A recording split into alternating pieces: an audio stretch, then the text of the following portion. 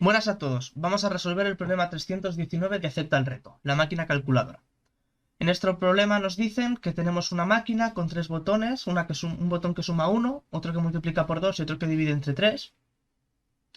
Y que, dado dos números, queremos saber cuál es el número mínimo de pasos que tenemos que dar para llegar del primero al segundo número.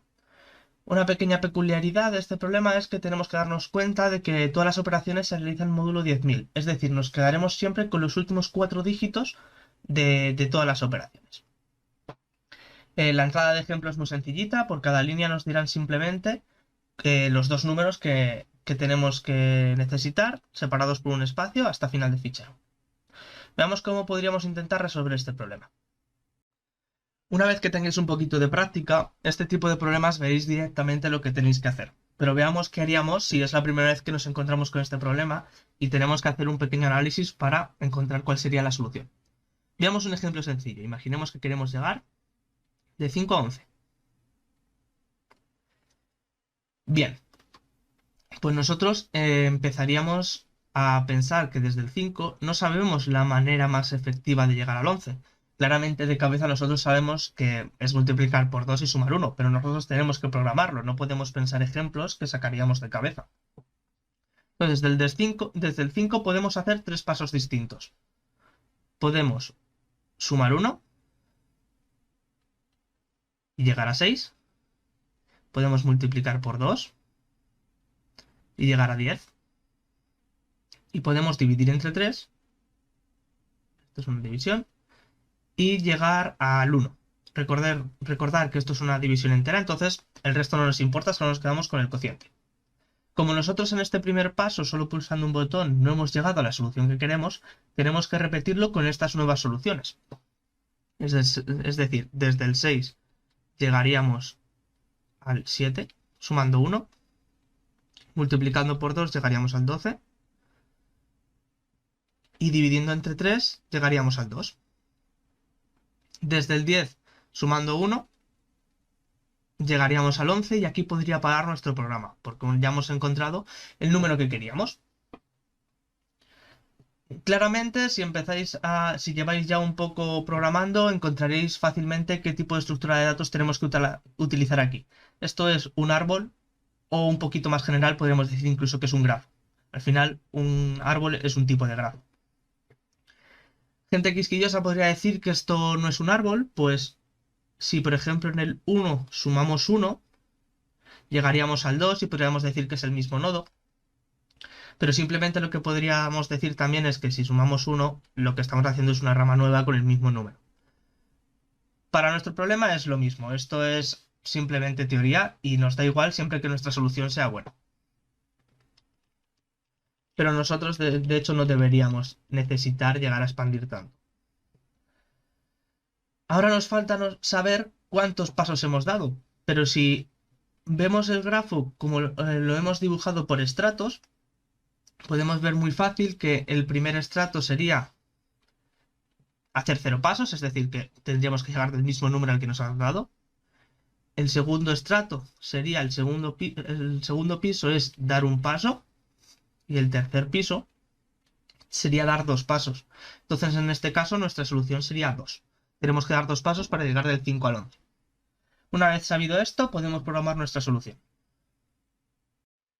Bien, lo primero que necesitamos es un objeto escáner para poder leer la entrada estándar.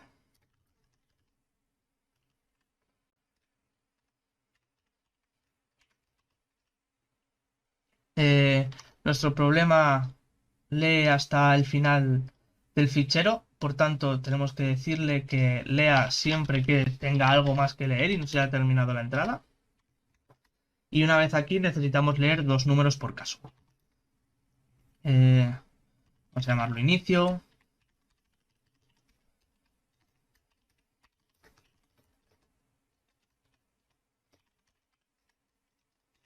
Eso es. Ahora lo que necesitamos programar es simplemente un BFS. Para ello lo que necesitamos es un array de booleanos que nos dirá qué elemento hemos visitado o no. Podríamos utilizar un conjunto, es equivalente, pero esto es más práctico para programar. Se programa mucho más rápido Y eso es importante también en las competiciones. No resolver muchos problemas, sino en caso de empate se mira quién lo ha hecho más rápido. Entonces, es gratis utilizar este método. Visitados.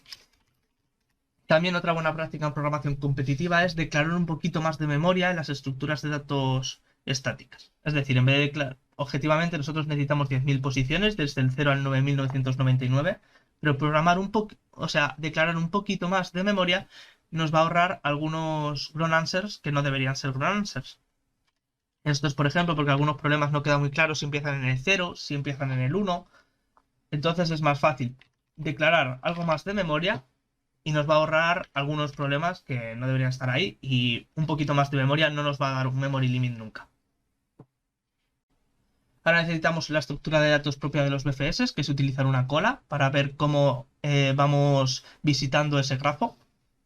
Podríamos utilizar el objeto cola, pero muchas veces en Java directamente utilizamos la propia declaración del objeto. En vez de utilizar cola y después decir que es una linked list, pues lo más sencillo es decir que vamos a declarar una linked list y la usaremos de la forma que nosotros queremos.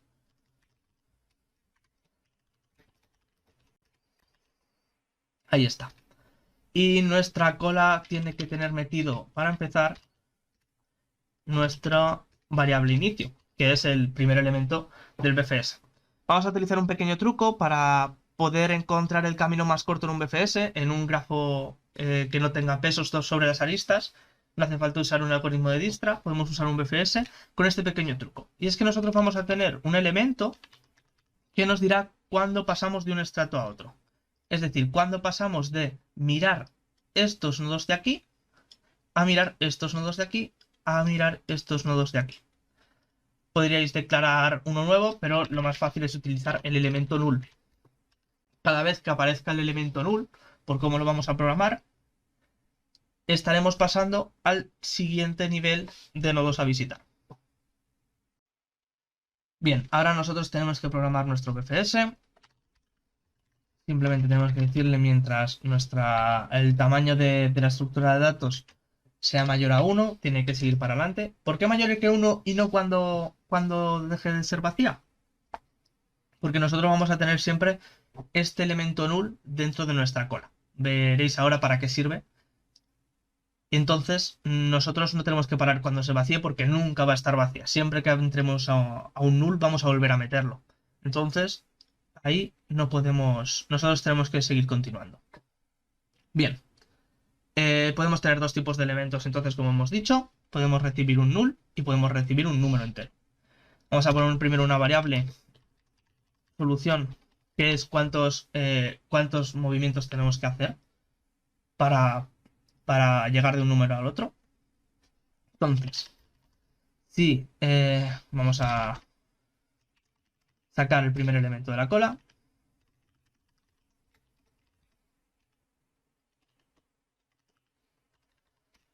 Si nosotros estamos utilizando una linked list, no le estamos diciendo automáticamente a Java que es una cola.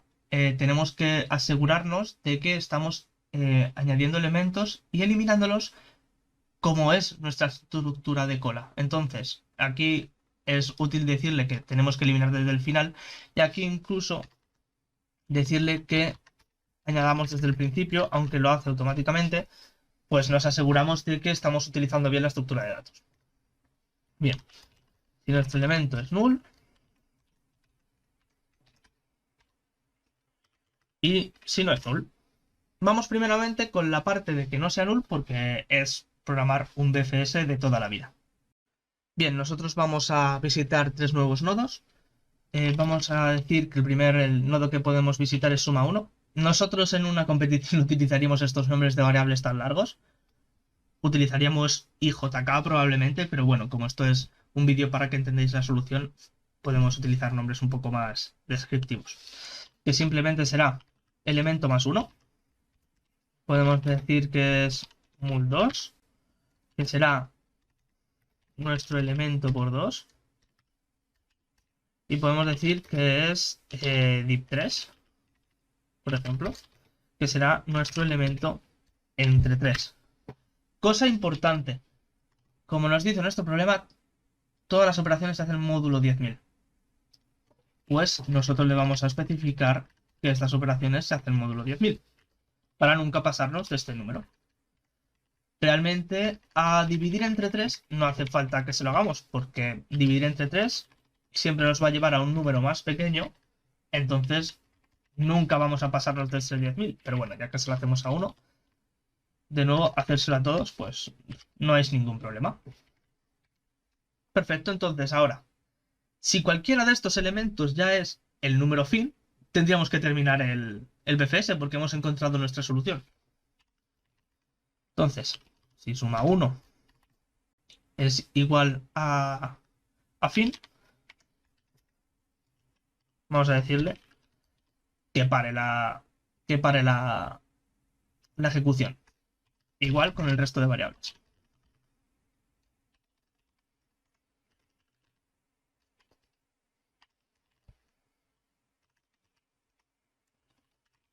¿Vale? Para los que no lo conocéis, el comando break lo que va a hacer es sacarnos del primer bucle en el que estamos actuando. En este caso, solo hay un bucle, es el bucle while. Entonces, si nosotros aplicamos un break, nos saca del bucle. Es decir, nos saldríamos a esta parte de aquí.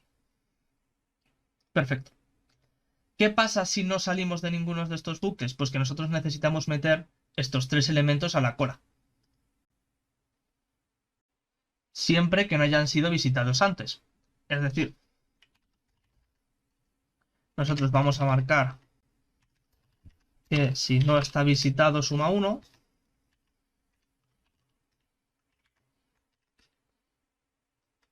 Aquí nos está dando un problema y es que, claro, visitados, ojo, no es de enteros, sino que es de booleanos.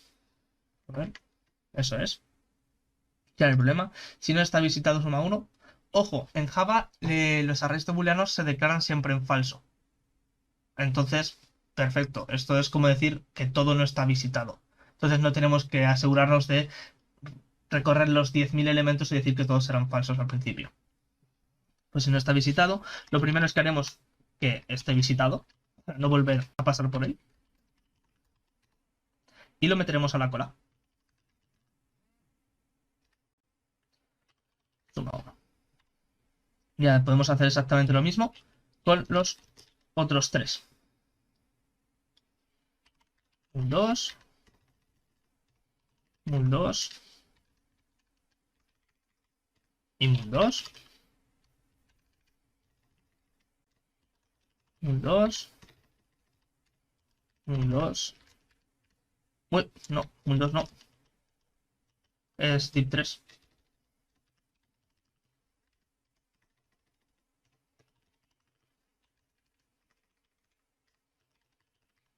Eso es. Entonces nosotros, hagamos un pequeño resumen. Si cualquiera de los elementos a los que llegamos es igual a fin, es el objetivo, saldríamos y si no, lo metemos en nuestra cola para continuar el BFS. Bien, ¿cómo nos aseguramos de que nosotros sabemos la solución? ¿Dónde estamos escribiendo cuántos pasos te estamos dando? Pues cuando nosotros recibamos ese null. Nosotros, cuando recibimos un elemento null, lo que tenemos que hacer es aumentar solución en 1, es decir, hemos pasado de una primera fila de nodos a la siguiente o a la siguiente y por tanto tenemos que volver a añadirlo a nuestra cola. Bueno, ahí está, así de sencillo. Con esto ya tendríamos el BFS programado y simplemente le tenemos que decir ahora que cuando salga del bucle while, es decir, cuando hemos llegado a cualquiera de estos 3 casos, tenemos que imprimir nuestra solución. Y con esto tendríamos nuestro problema programado. Bien, ahora tendríamos que probar esta solución con esta entrada de ejemplo. Vamos a darnos cuenta de que tiene algunas cosillas que revisar, pero es interesante que esto también lo veáis a mano porque os puede pasar en un problema, sin que ya tenéis el ejercicio hecho, estáis bastante seguros de que es la solución correcta y de repente nosotros metemos nuestra solución y claramente no nos da lo que debería darnos. En este caso es muy claro lo que está pasando. Y es que, pues, todo el rato nos está dando uno menos de lo que debería darnos. ¿Por qué es esto? Porque nosotros estamos terminando nuestro programa una fila antes de lo que deberíamos hacerlo. Es decir, nosotros no terminamos cuando encontramos en el elemento, sino cuando estamos encontrando el padre.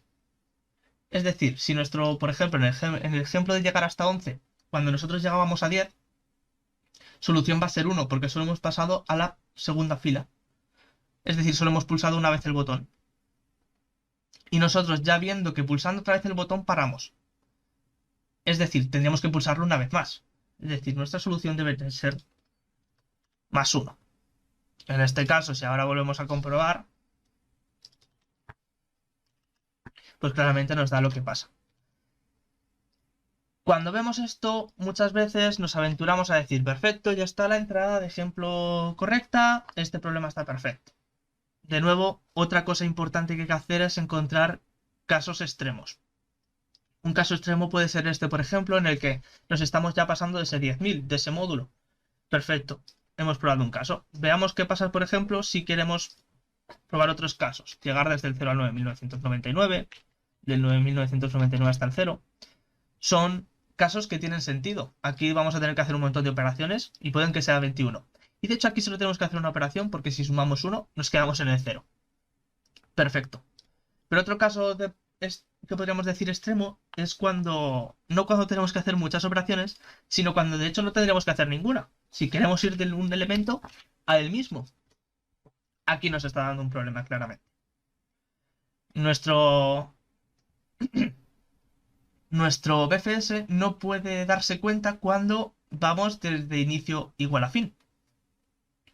Porque nosotros siempre estamos mirando a parar más tarde. Es decir, estamos mirando los hijos del elemento. No estamos mirando nunca el propio elemento.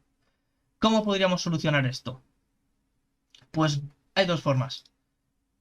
Quitando estos breaks y simplemente poner en este else si nuestro elemento es igual a fin parar. Esto es perfectamente correcto, quitar los breaks. Y entonces tenemos que visitar no solo los hijos, sino el propio nodo. Pero simplemente como este es el único caso de prueba que fallará en este caso, pues le podemos decir que si inicio es igual a fin, nos imprima un 0 y que en otro caso pues nos haga el BCS. De hecho, esta solución es un poquito más eficiente porque nos estamos ahorrando visitar una última fila de nodos. ¿Esta eficiencia va a ayudarnos alguna vez a que un problema de time limit o accepted? En principio no. Si el algoritmo que estamos utilizando es el correcto, visitar una fila más de nodos, una fila menos de nodos, hacer un paso más, hacer dos pasos más, nunca va a cambiar del accepted al time limit en general. Hay problemas que pueden ser un poco más cabrones, pero en general no pasa esto. Ahora sí, si nosotros probamos, a ver que tenemos que parar esto, volvemos a copiar nuestra entrada de ejemplo, porque no sé si he copiado otra cosa. Comprobemos que funciona. Funciona. Probemos otros ejemplos como los que hemos probado antes. 21. Si vamos al revés, nos tiene que dar 1. Y si vamos del 1 al 1, nos tienes que dar 0. Ojo, nos da 0 y 1. De nuevo tenemos un problema por algún lado. Y es que aquí estamos volviendo a imprimir la solución. Esto solo tenemos que hacerlo dentro del if, dentro de este if. O sea, perdón, dentro de este else. Ahora sí está correcto. Volvemos a probar. Siempre es útil volver a probar los casos de entrada cuando hacemos una pequeña modificación, por muy tonta que sea. Y ahora sí, nuestro problema da siempre lo que tiene que dar. Es buen momento de mandarlo a ver qué resultados nos da. Esperamos un poco a que nos dé nuestro veredicto. Y con esto nuestro problema estaría resuelto.